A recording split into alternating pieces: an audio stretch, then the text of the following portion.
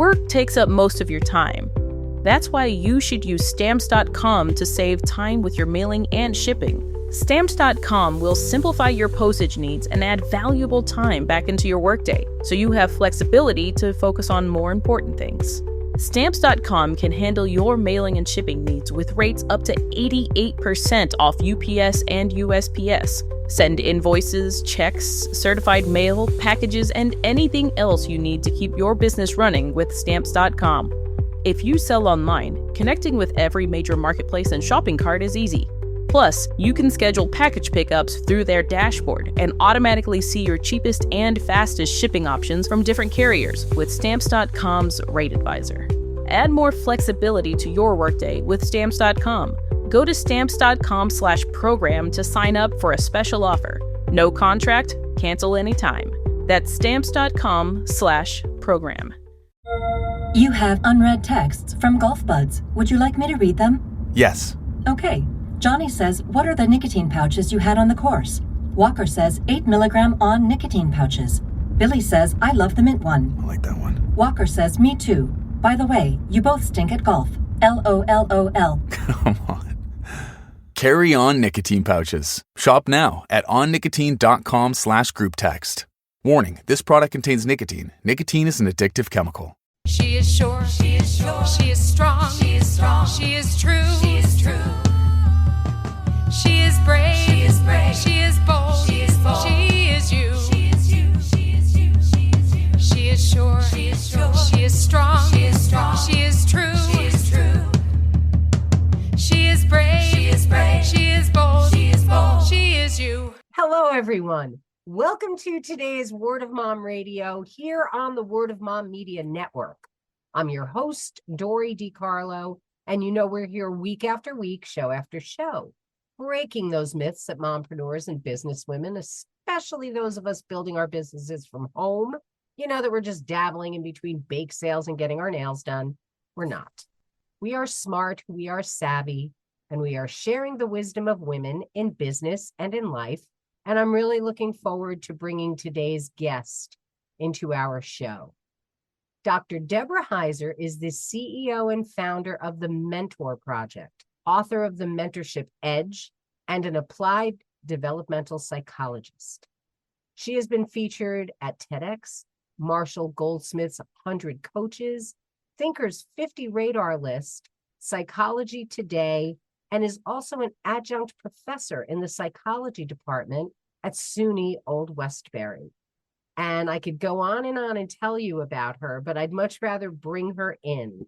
So with that being said, Dr. Deborah Heiser, welcome to Word of Mom Radio. Oh, thank you. I'm delighted to be here. I'm excited to have you. So I would love for you to take us on your journey that led you to creating the Mentor Project. Sure. Well, it started when I was starting out as a researcher. I wanted to study aging. And when I thought of aging, it was everything that no one wants to have or get. So it was studying depression, frailty, Alzheimer's disease.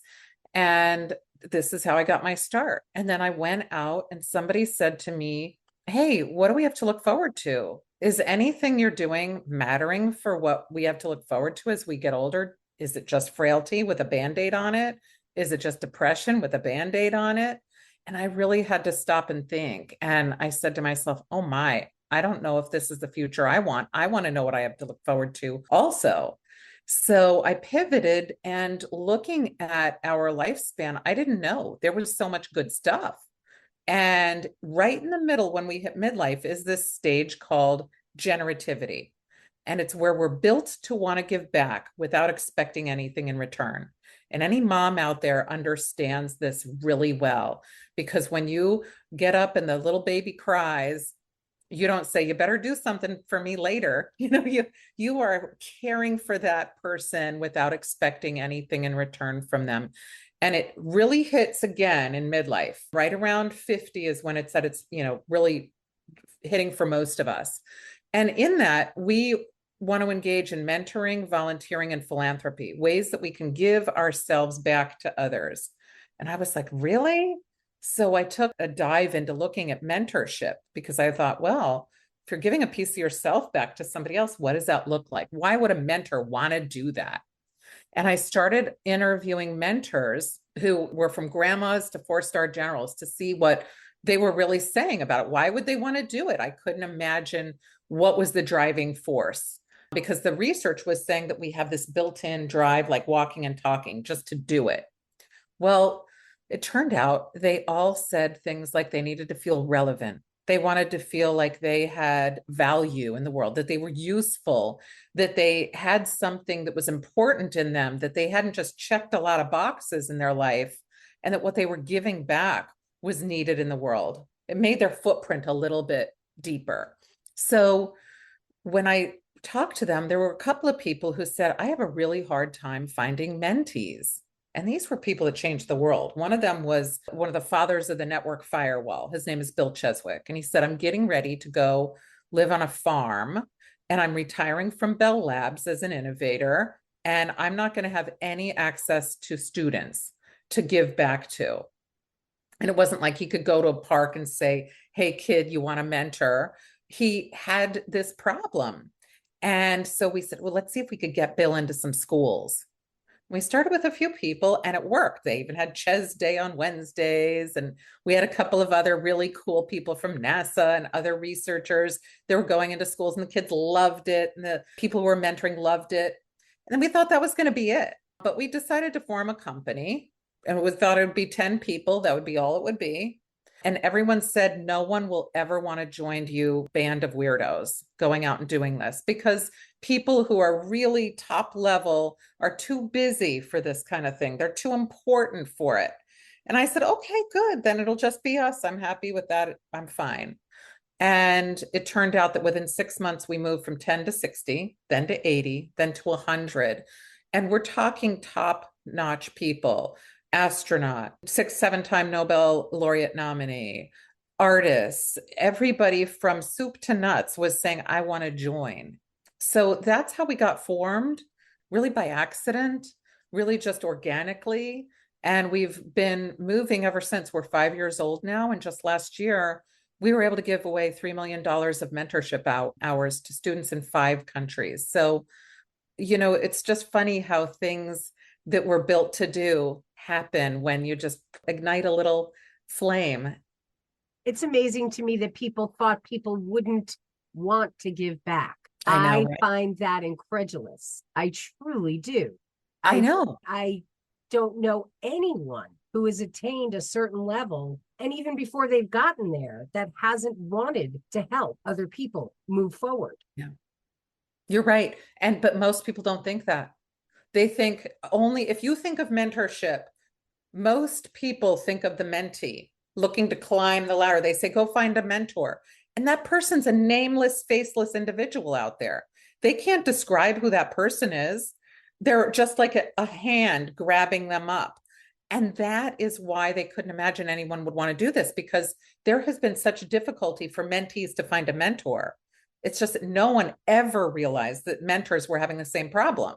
They had no way to get in touch with mentees.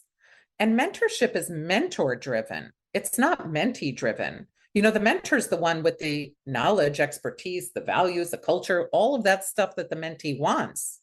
So we had it backwards. And that's why we've been having so many problems, is that you can't drive something by someone saying, I want, and they don't know who that person is. It has to be driven by the experts who can say, I have all of this, who wants it? It's free, come take. Why do you feel it is so important for the mentor to be part of this mentorship? It's incredibly important, because imagine yourself in midlife and you've checked all the boxes. You've done everything you were supposed to do. You got your job, you had your kids, you did whatever you were going to do.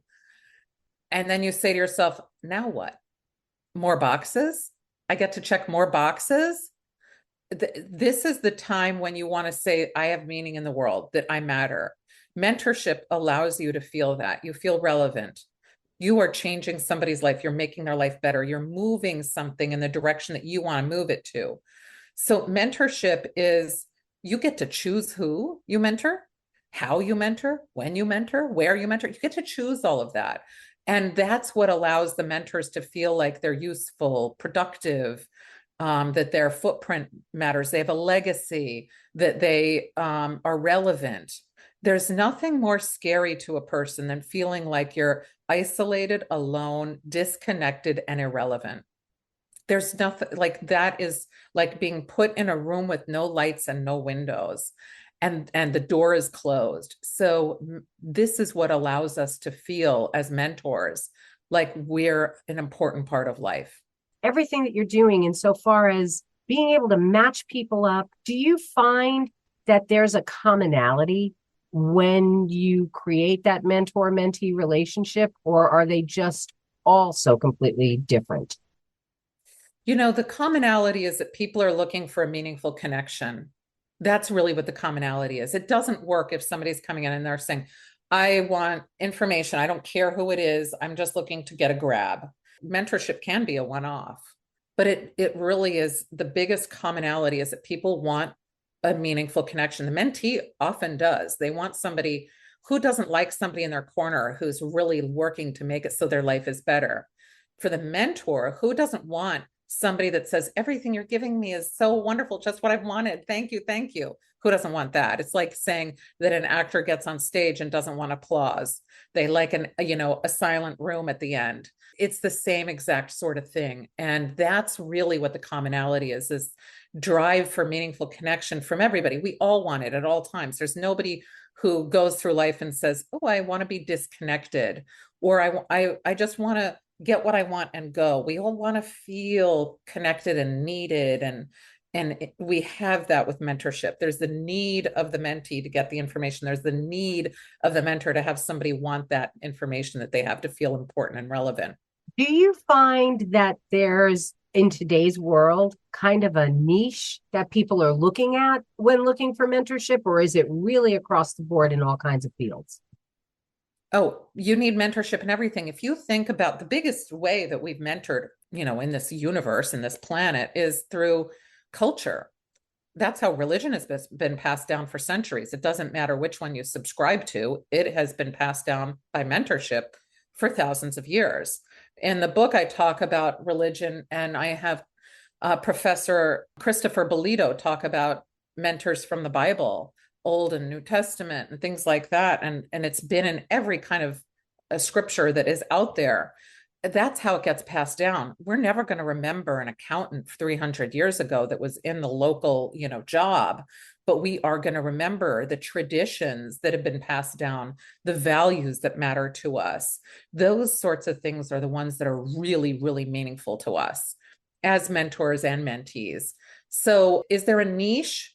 Yes, there is. There are some people who say, I need something specific, or I have a very specific job. Like if you're an astronaut, that's pretty specific, but if you're somebody who's, doing world peace, that might be broader, and you can get a few more people in that area. If it's art, that's an area that has a little bit more broadness to it. So it really depends on what you're looking at. On that note, I want to take a quick break, say thank you to our sponsors. Then I want to talk about what makes a good mentor and mentee and everything else, because I think this is something that's going to resonate with our audience. So we'll be back here in just a moment on Word of Mom Radio.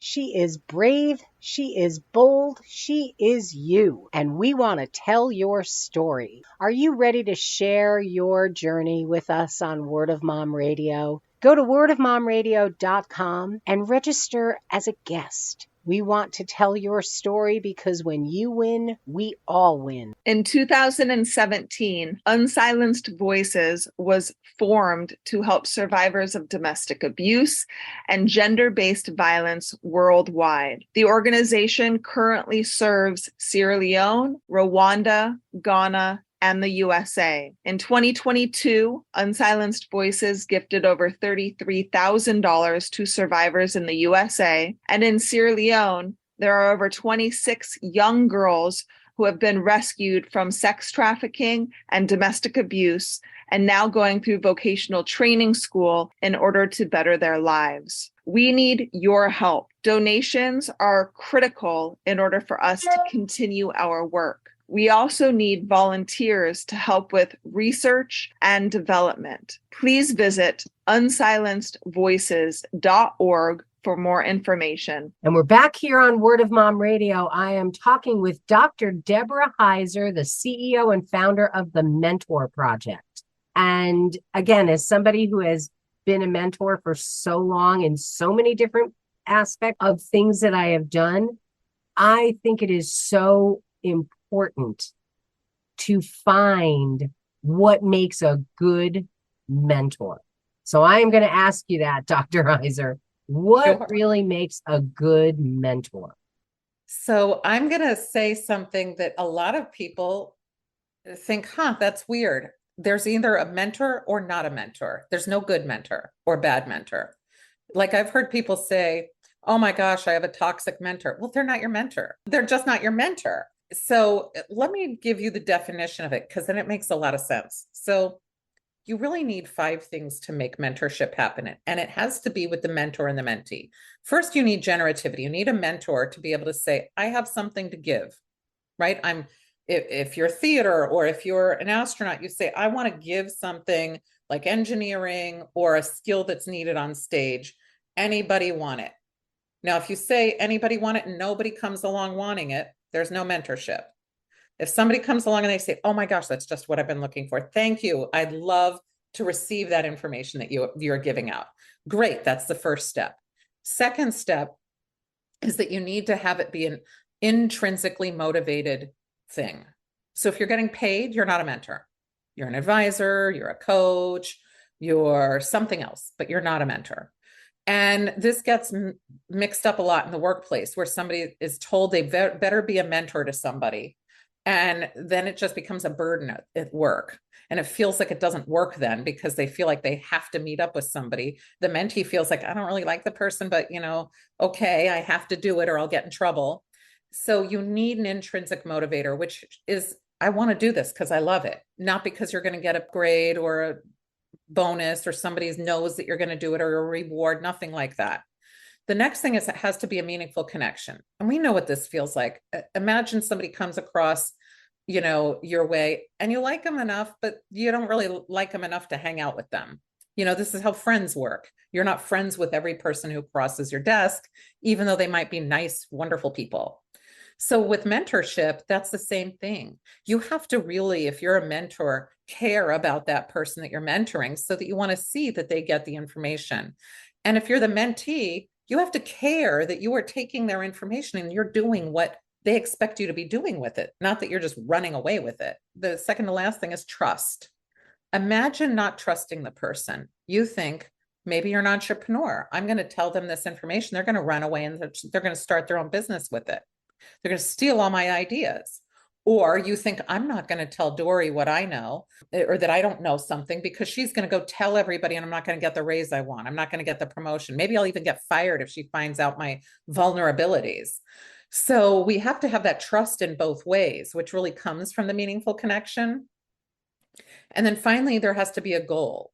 So if you're just chit-chatting your friends, if you have a goal, it could be a one-off goal. Hey, I need to know the lay of the land of this place. Can you tell it to me? Can you guide me through it?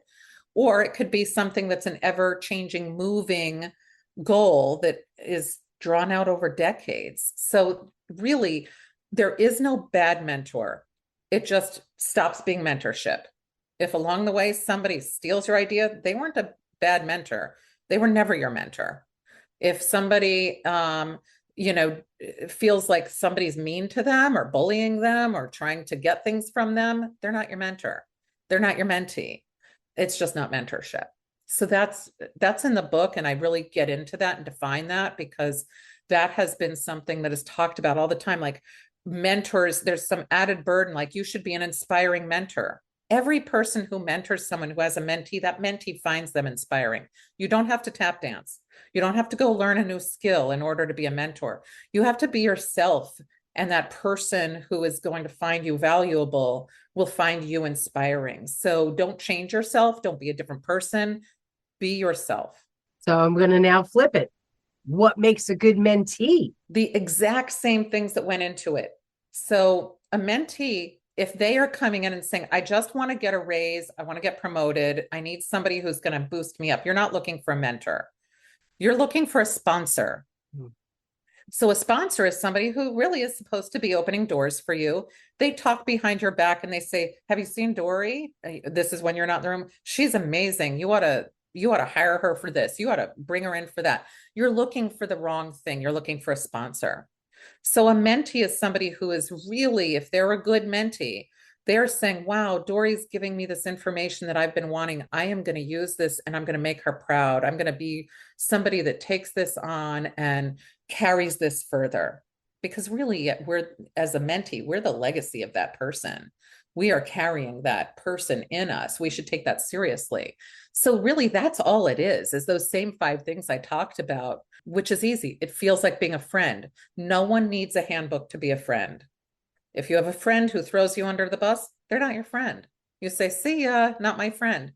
And it goes for both ways. There's no hierarchy in mentorship in the sense that you can't have the relationship with one without the other. And the same with friendship.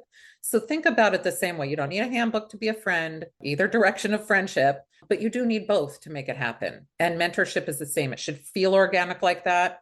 You should trust that you tell something to this person, whether you're mentee or mentor, and that isn't going anywhere unless somebody wants it to.